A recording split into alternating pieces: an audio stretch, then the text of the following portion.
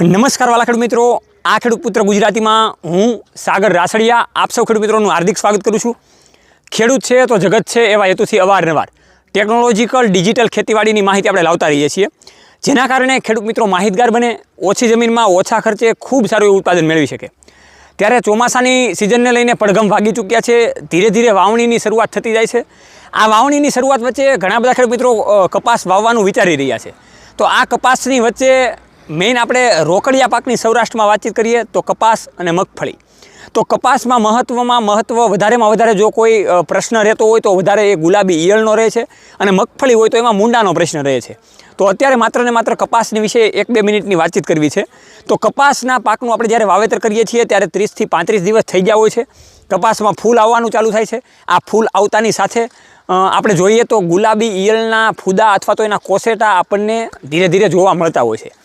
આના કારણે ગુલાબી ઈયળની ધીરે ધીરે શરૂઆત થાય છે, કેમ કે એના ઈંડા એ ફૂલની અંદર રહી ગયેલા હોય છે, અને પછી એ જે ફૂલ હોય એ આપણે ઝીંડવામાં ફેરવાઈ જાય છે। એટલે આપણે બહારથી ગમે એટલી દવા છાંટીએ પણ એ કોઈ પણ પ્રકારની દવા જે ઈળ બનતી હોય એને એફેક્ટ કરતી નથી। એટલે જંતુનાશક દવાનો આપણે વધારે ખર્ચો કરી શકીએ છીએ, અને એમાં આપણને એક પણ પ્રકારનું રિઝલ્ટ નથી મળતું। તો આપણી પાસે આખા ભારત દેશમાં પહેલી એવી ગુલાબી ઈયળ માટેની જે પ્રોડક્ટ બનાવેલી છે, એ પ્રોડક્ટ આપણે લોન્ચ કરવાના છીએ આગળના સમયમાં।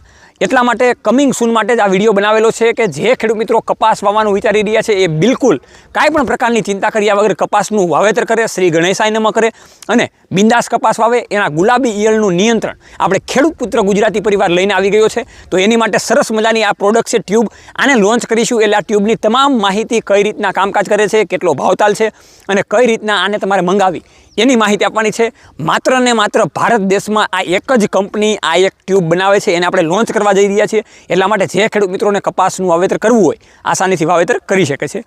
તો આવી રીતે ખેડૂત મિત્રો અવારનવાર વાવણીના પડઘમ વાગી ચૂક્યા છે।